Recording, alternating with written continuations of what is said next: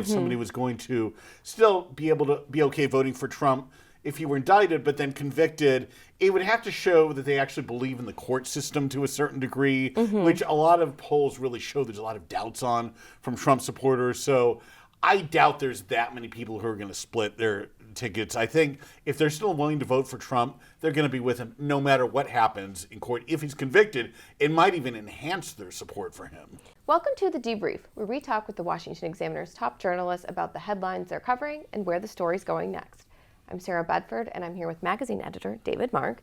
David, the criminal trials of Donald Trump are, I guess you could say, officially underway. We're now looking at March 25th start date for the first one, the hush money case. How do you think this will affect his campaign season? Well, it's clear the Trump legal team, such as it is trying to put off all of these trials until after the November election. One of the lawyers for former President Trump actually came out and said that in court, in Superior Court in Manhattan, and said this is basically interfering with the presidential campaign. The judge wasn't buying it, but it was interesting because in one of his federal trials, the lead prosecutor, special counsel Jack Smith, has not been willing to say that explicitly, to say, hey, this has to do with politics, but it's kind of the elephant in the room, so it's just putting it out there. In polls, it's a lot of Republican voters, even independent voters, who are asked about the Trump indictments, say that those aren't necessarily going to dissuade them from voting for Donald Trump, but they might change their mind if he were convicted.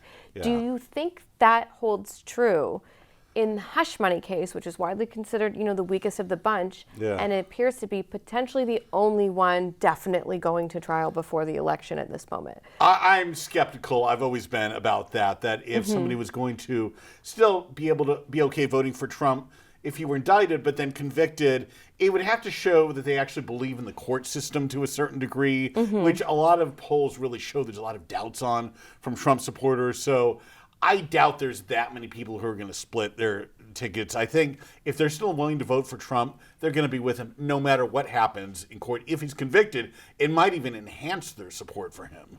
Do you think that Trump being tied up in all of these trials, he likes to be front and center for many of them? He will have to be front and center for some of the criminal trials.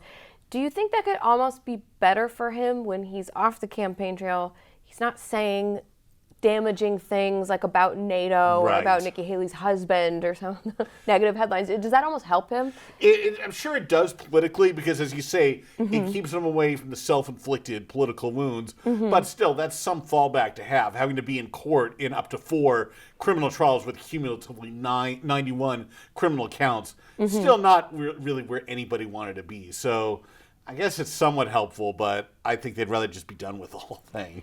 Do you think that if he were convicted in all of these and, sent to jail or facing the prospect of being in custody, what kind of constitutional crisis does that put the country in if there are still millions of people who are going to vote for him and he could potentially win after all these convictions? Yeah, well, there's so many hypotheticals. If he were actually convicted, how would he actually, if there is a prison sentence, that's a big if, he has Secret Service protection. Right. How do they actually put him behind bars?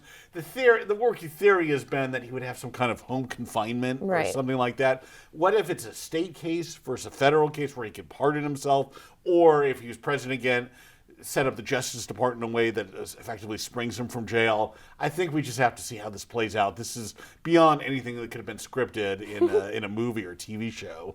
Well, David, thank you so much for being here today. Thank you. You can get more writing from David and the rest of the political team at washingtonexaminer.com.